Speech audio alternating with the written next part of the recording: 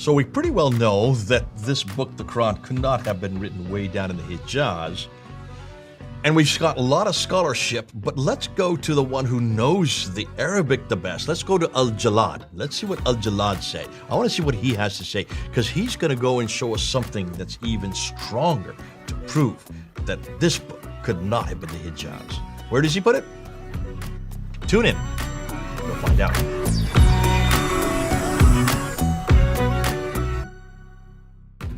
We've asked a question about Mecca. We've asked a question about Hijaz. Now we need to ask the question about, so where did the Quran come from? And with me here to answer this question is our dear brother, Dr. J. Smith. Dr. J, so in light of everything that we've shared so far, quotations and so on and so forth concerning, Mecca, its prominence or lack of, Hijaz and issues in there. So what do these scholars say about the origin of the Quran? Well, obviously, they pretty much refused to accept that it originated in a place called Mecca or Medina, the Hijaz. So where are they going to place it? Where would you think they placed it? Before we get into their quotations, before we get into their view, where would you think they placed it? Teman, Khaybar, Petra, the Gulf of Aqaba, Najran, Sana, Aden, where would you place? Where do you think they're going to place it? I'm taking a wild guess. It's possible that they still place it in Mecca. In Mecca. Okay. Let's see if he's correct. Do you think he's correct? Do you think that after everything you've heard, after everything he's heard, he still thinks it's in Mecca? Come on. Can you see? I mean, I personally would place it north, but I'm saying, where did they place it? Yeah. Let's see what they do. So let's go back and let's go at Shoemaker. This is on page 136, 137. So we're still on this great book that we're really pushing, and we would like you to buy it. Go to Amazon.com. It just came out a few months ago in 2022, August. Now, he says, the term Old Hijaz, we call it the Old Hijazi, may be a misnomer, as this corpus of writing is not located in the Hijaz area. Okay, that's pretty clear from everything we've seen in the previous episodes. Instead, he continues, the witness to this dialect are overwhelmingly found in the Levant. Now, the Levant, where do you think the Levant is? Tell our good friends, where is that? Well, that would be north, of course, of the Arabian Peninsula. That would include areas like the Lebanon, modern-day Lebanon, Syria, parts of Iraq, So that's pretty much what we're calling the Levant. You can even argue that Israel is included in that region. What is today Israel? What is today Syria? What is today Jordan? What is today Iraq? Jordan, of course. Yeah. Just so people don't say you don't know what you're talking about because those places didn't even exist in the 70s. Yes, we know that. We're trying to help you on a map today. So on a map today, these places, Syria, of course, in the north, to the west of that would be Lebanon and what is today Israel, and then of course Jordan, and then Iraq and Iran, or the Sassan area over here. That's what he's saying. So the Levant is that area. Up in the north, but it's mostly in Jordan and Syria. So that's where he says the witness to this dialect are overwhelmingly found up there. Soon after this region came under the dominion of Muhammad's followers. Now he's still claiming these are Muhammad's followers. The area is in northern Arabia. Dedan would be a much better fit, and Dedan is what it would be in the Levant. That is in Jordan. That is up in the north. Then Mecca, and the central Hijaz for the script found in the Quran, because we know it's Nabatean Aramaic. The person you need to go to, and he does quote him, and this is Al-Jalad. Al-Jalad, what do you know about Al-Jalad? Well, I mean, what I know based on my exposure to some of his work is that he really focuses on inscriptions. Yeah. I would call him probably the world authority when it comes on the Arabic inscriptions in that region. Your good friend Mark Dury, Dr. Mark Dury, actually uses him and employs him for his book on this, and he's just done a great article on early Quranic Arabic. And he said he quotes Al-Jalad in the inscriptions he's found. And the inscriptions Al-Jalad found are way up north in what is today Jordan, in that part of the world. And he says this. Actually, it's Shoemaker quoting Al-Jalad. Al-Jalad has found a potential witness to an Old Hijazi dialect from the 7th century CE, which comes from a single 10-word funerary inscription from Dedan, one of the northern oasis towns that is also mentioned several times in the Hebrew Bible. So no surprise there that they're putting it up further north. Why? Well, Shoemaker gives three distinctive features that Jalad refers to. And he says this old Hijazi dialect has three distinguishing features. Number one, a distinctive form of what they call the relative pronoun. Number two, a distinctive form of the distal demonstrative. And number three, the use of the verbal construction an yaf'ala in circumstances where other dialects would use an infinite form. We also, Jalad goes on beyond that. Jalad, as we know, when we talked about him, he also refers to the alaf maksur and tar marbuta. These are the ending of words that do not, they're right through the Quran. And of course, the definite article itself, al.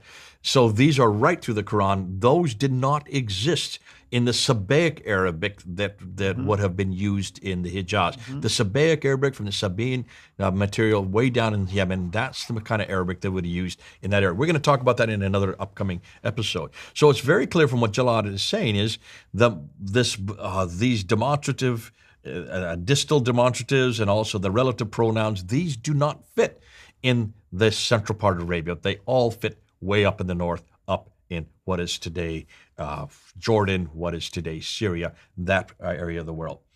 So what Shoemaker then comes to a conclusion on this, and he does this in page 146 and 147 in his book. And it's a long conclusion. Let me just go ahead and read it so that you can understand it, because it's important that we do look at it. And he says this: the most probable circumstances for understanding the early history of the Quranic texts leads to the conclusion that its contents circulated for a significant period of time in the absence of any written collection of Muhammad's teaching.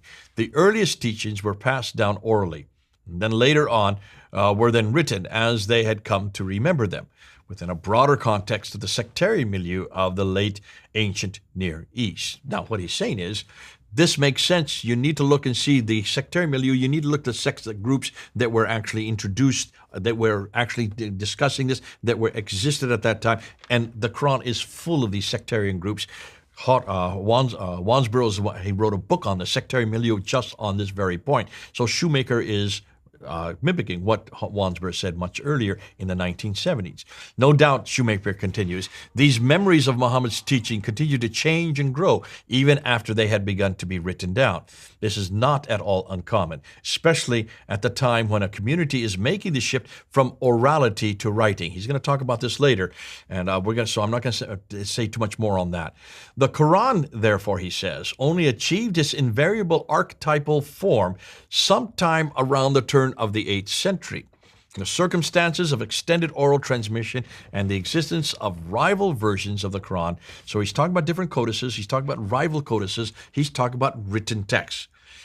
Established a very high likelihood that the memories of Muhammad, now he's saying these memories would have been oral at some time written down, but written with different memories.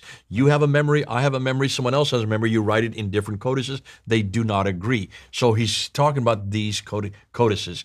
Muhammad's teachings would have changed significantly as they got written down during the period between his death and the establishment of the now canonical version. Now, that's a mouthful what he's saying there, but what he's basically pointing to is when you have this memory that's coming out of, he says, the Hijaz, when you have this memory then gets starting to be written down. But of course, by the time these people have moved up to the north, they're moving into different sections.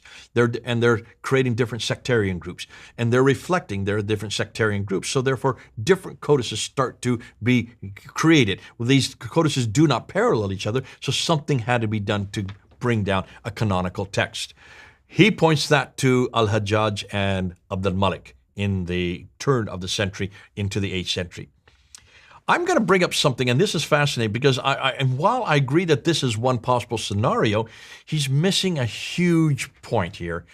And it's so glaring to me, it was so frustrating to me that I'm going to wait before I get into that for the next episode, because I want to look at Schumacher and say, you've got a problem here, Shoemaker, not Schumacher, that's the German pronunciation. You've got a difficulty here that you need to help me with, because there's red flags flying all over the place. But that's for the next episode when we get into that. Yeah. I mean, he obviously still believes in the existence of Muhammad at that time. That's what he's saying. A character by the name Muhammad exists in the 7th century. His his teachings are being collected and sometimes memorized or written, and then over the course of time, this writing was being standardized as we approach the 8th century. Well, hold on to that. Hold on to that. Do you see any problems with that? What I'm saying, that's what he seems to be insinuating, an existence of a character by the name Muhammad in the 7th century. He's not seeing it as if there is a problem with the origin of the Quran, then you should really, by virtue, and Mecca, by virtue, you can say there's a problem about the man. In the next episode, I'm going to start quoting from a French scholar named Guillaume D, because he's going to shut down Shoemaker on this one point. But let's wait and see what he has to say. All right. I still like Shoemaker, and I like his book, regardless of what Jay thinks about this part of the book. I love Shoemaker, but he does have some problems, and that's what we're going to talk about next. We're doing really peer review. That's all we're doing. And I hope really Dr. Shoemaker looks at this as a way of us, especially myself and from my background, that we are helping strengthen his hypothesis, not attacking it in any way. And I'm hoping that one time in the future, maybe he would agree to join us via Zoom or at least be with us one way or another. And we extend our invitation to him. And I hope I can find a way to reach out to him to extend this invitation in person. Again, thank you. And thank you everyone for tuning in. Until next episode, have a blessed day. Thank you for watching this video. Be sure to like and subscribe to our channel, Sira International, and click on the bell so that you receive notifications whenever we publish a new video or go live. I would also like to appeal to you to consider becoming a Patreon patron by clicking the link right below. By doing so, you can give towards the production of these videos. There are also other options for you where you can give to our channel. I thank you from the bottom of my heart.